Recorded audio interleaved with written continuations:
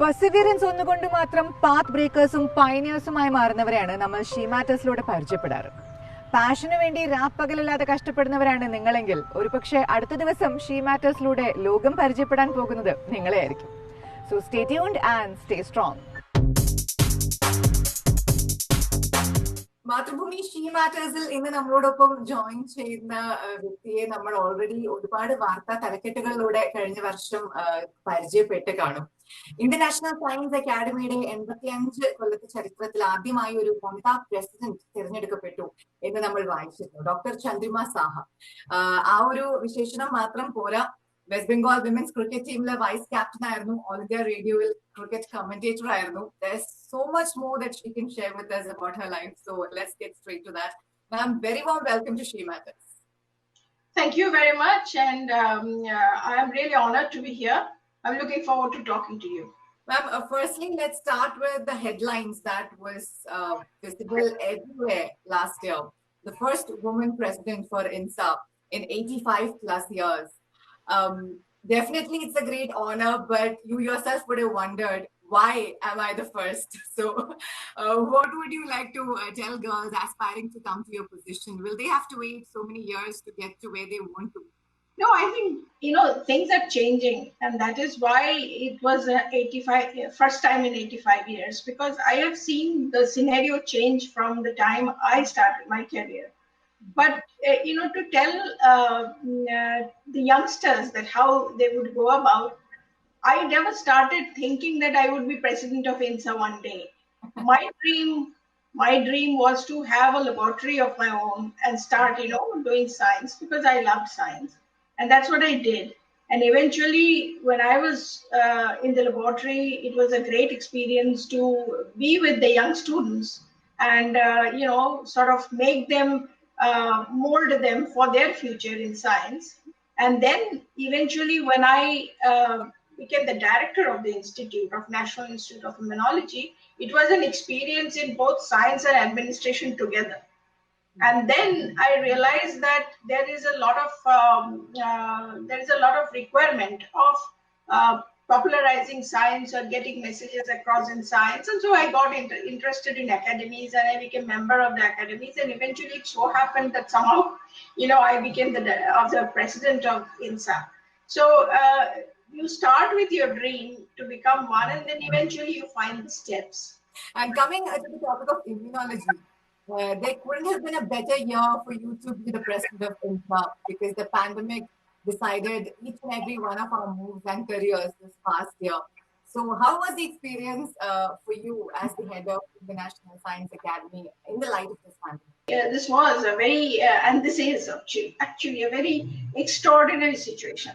I mean, this is something that the world has never faced. And, it was in the movies, it was, in the air, scientists were telling the next pandemic is going to hit. But to this extent, we never imagined. Whatever science could do, and science have done extraordinarily well by making the diagnostics, by making vaccines, designing the vaccines. And so it was very fast-paced, the whole thing. At this time, where for immunology, the year was, very, very important. And, everything depends on immunology. The whole response to the virus depends on your immunology. But the scale at which it happened, there have been studies, but very organized data on how we have actually responded are still to be gotten, because it is ongoing. So I think it was a very exciting time in terms of science. But it had its tragic consequences. It had its difficulties, but it's been a very challenging year, I would say. So how has your love for cricket and your experience in it helped you become a more sharp administrator? Cricket was one of that. And the important thing about cricket is that you have a team. When you run a laboratory, it's like that you have a team. And you are interacting with people, you are motivating them. It is the same thing that happens in cricket. So there are failures and there are successes. Like when you drop a catch, it's like, oh my God, I dropped a catch. Ma'am, had sports been more welcoming to women, would you have gone in that direction instead of immunology, or was this always your calling? No, when we started, the women's cricket started about 1973. There was a lot of resistance from people who were playing cricket at that time, that they won't be able to raise the bat. So there were many challenges, I would say. So I was interested in science. So I was doing this because I was playing for my state, and so it was a great experience that I was doing. But I never really thought of it as my career. Many of my friends in the team gone on to have careers in sports. Not just because of examples like yourself and Dr. Kalam, even people in this younger generation, they would like to focus on their careers more and keep a family and such relations as an option, maybe. But that may be sometimes frowned upon by parents and society. So, what is your take on that?